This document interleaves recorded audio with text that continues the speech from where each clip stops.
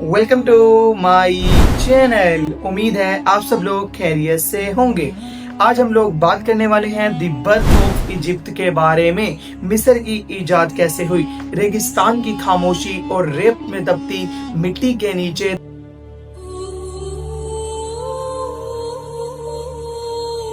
दरियाए नील की लहरों के शोर में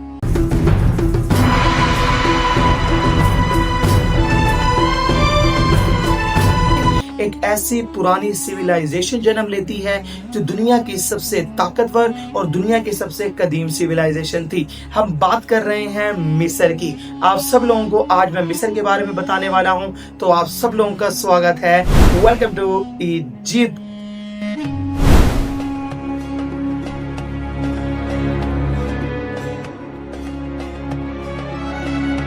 अब हम लोग बात करने वाले हैं इजिप्ट के राजाओं और देवताओं के बारे में।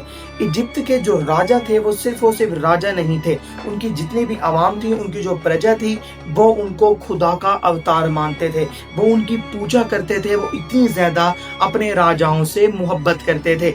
इजिप्ट का जो पहला राजा है जिसका नाम निर्मार है पड़ा, वो ऐसा राजा था जिसने पहली मर्तबा अपर और लोअर इजिप्ट को मिलाकर एक ऐसा किंगडम बनाया जो दुनिया का मोस्ट पावरफुल किंगडम कहलाता है। जब पुरानी दुनिया के लोग अपना बदन, अपना वजूद बचाने के लिए मेहनत और जदोजहद कर रहे थे, उस वक्त इजिप्ट एक इतनी पावरफुल किंगडम, इतना पावरफुल एम्पायर बनकर सामने उभरा जो किसी ने इमेजिन भी नहीं किया था।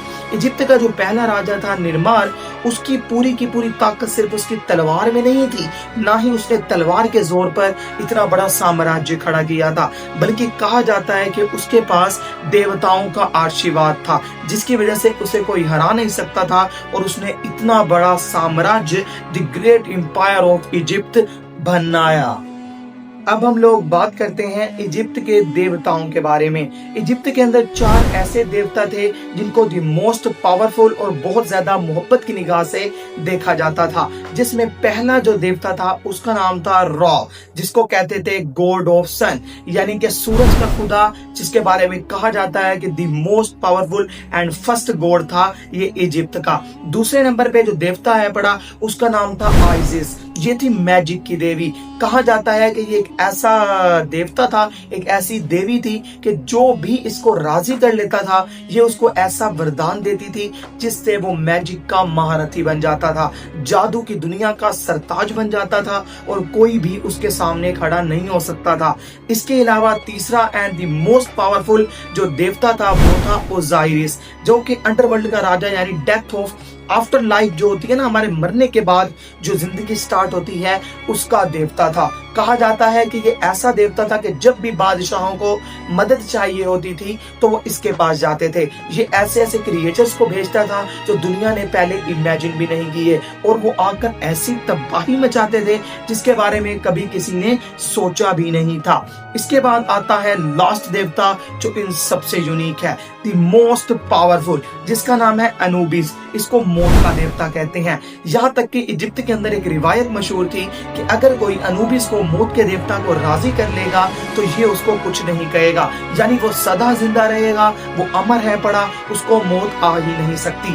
ये 4 ऐसे देवता हैं जिनको शुरू से लेके इजिप्ट की तमाम रवायतों में, हिस्टोरिकल फैक्ट्स में बहुत ज्यादा जाना जाता है। अब अगर हम लोग इजिप्ट की सिविलाइजेशन के बारे में बात करें तो इजिप्ट के लोग दुनिया के वो वाहिद लोग हैं जिन्होंने सबसे पहले लिखना पढ़ना शुरू किया।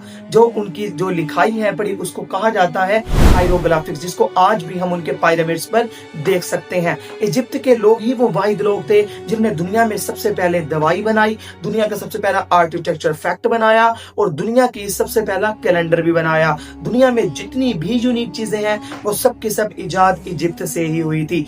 इसके अलावा कहा जाता है कि इजिप्ट शुरू से ऐसा नहीं था, पहले ये गांव टाइप था, फिर गांव से शहर बने, शहर से एम्पायर बने, इसके राजाओं ने इसको ताकतवर से ताकतवर बनाया और उसके बाद उनका एक असूल था, जब भी कोई राजा मर जाता था, इजिप्ट बहुत बड़ा एम्पायर था तो इसके बहुत सारे इलाकों के मुख्तलिफ राजा हुआ करते थे, तो अगर किसी इलाके का राजा मर जाता था तो उस इलाके के लोगों को वो वसीयत करके जाता कि मेरे लिए एक पिरामिड बनाना। तो उस इलाके के जो लोग होते थे वो दिन रात मेहनत करके एक पिरामिड बनाते थे जिसके के अंदर उस राजा को दफन किया जाता था और उस पिरामिड के ऊपर उस राजा का नाम लिखा जाता था, ताकि उनकी आने वाली नस्लें, उनके जो पूर्वज हैं बड़े, वो अपने आबाओ इजदाद को याद रखें। ये था उनका अपनी एक समझ लो लेगेसी को बचाने का तरीका। इस तरह से जाके पूरे पूरे पिरामिड्स बने, जिनको देखकर आज दुनिया हैरान हो जाती है। इसके पीछे की मेन लॉजिक की बात करें तो बहुत सारी कहानियों में भी यही बात लिखी जाती है कि इनको राजाओं ने अपने मकबरे के तौर पर बनाया था,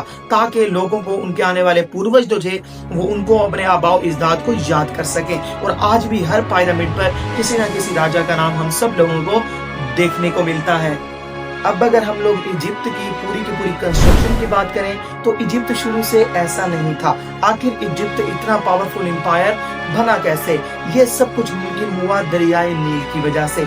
दरियाए नील जो कि अफ्रीका में वाक़ है, इसके आसपास लोगों ने छोटी छोटी बस्तियां बनानी शुरू की, जहां बाकी दुनिया के लोग अंधेरों में थे और अपना वजूद बचाने के लिए मेहनत कर रहे थे। उस वक्त दरियाए नील के पास छोटी छोटी बस्तियां आबाओ इजदाद के साथ बसने लगी। उनकी आने वाली नस्लों ने और तरक्की की और उन सब ने खेती बाड़ी सीखी, पढ़ाई लिखाई सीखी और बहुत सारी चीजें सीखी। उसके बाद उन लोगों ने वहां घर बनाए, आहिस्ता आहिस्ता पत्थरों के घर बने और इसी दौर को स्टोन एज से सिविलाइजेशन एज का जमाना कहा जाता है। अगर हम लोग इजिप्ट की पूरी चीज की बात करें कि इजिप्ट शाम से स्टार्ट हुआ और कहां पर खत्म हुआ, तो इस सारी चीजों में मेन एसेट आता है दरियाए नील। दरियाए नील के बगैर इजिप्ट का कोई वजूद ही नहीं था। ना इजिप्ट के लोग इतने पावरफुल हो सकते थे, ना इजिप्ट के राजा और देवता इजिप्ट पर हुकूमत कर सकते थे। ये सब कुछ मुमकिन हुआ दरियाए नील की वजह से। तो ये जो पूरी की पूरी बंजर जमीन थी, ये इतना बड़ा पावरफुल एम्पायर, जिसको द बर्थ एंड द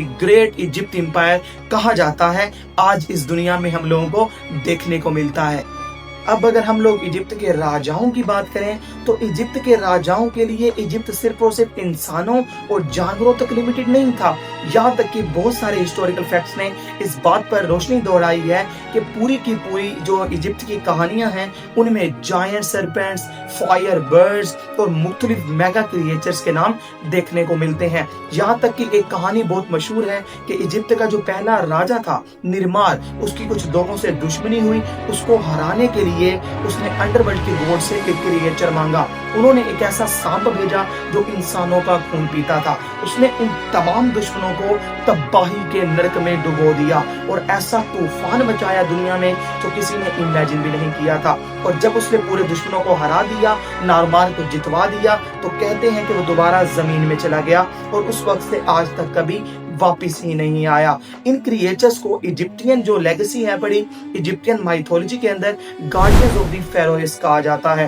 फेरोइस मतलब फिरौन के गार्डियंस, फिरौन के मुहाफिज। ये इतने ताकतवर थे, दुनिया में जितनी भी एम्पायर्स आई हैं, वाहिद इजिप्ट ही ऐसी सिविलाइजेशन, ऐसी एम्पायर थी जिसमें हम लोगों को ड्रैगन्स और बड़े बड़े क्रिएचर्स के नाम देखने को मिलते हैं। इसके अलावा दुनिया में कहीं पर भी ड्रैगन्स और क्रिएचर्स के नाम नहीं देखने को मिलते। अब इतना ज्यादा ताकतवर एम्पायर, जिसके दुनिया में इतनी मजबूत जड़ें हैं, जिनके पास ऐसी चीजें हैं जो किसी ने इमेजिन भी नहीं की, आखिर वो खत्म कैसे हो गया? उनकी सिविलाइजेशन, उनकी जो कौम थी, उनकी प्रजा थी, जो उन राजाओं की, वो हम लोगों को आज देखने को क्यों नहीं मिलती? तो इसको लेकर एक काफी इंपॉर्टेंट टॉपिक है द कर्स ऑफ इजिप्ट, जिसके बारे में कहा जाता है फेरोइस कर्स।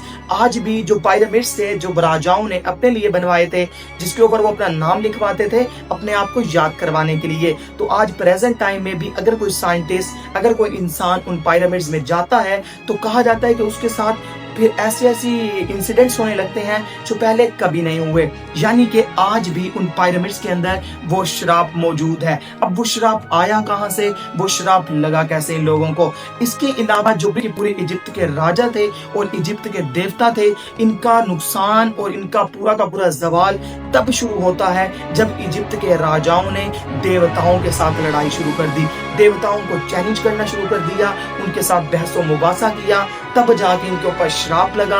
अब किसने लगाया, इसके ऊपर बात करेंगे अगली वीडियो में।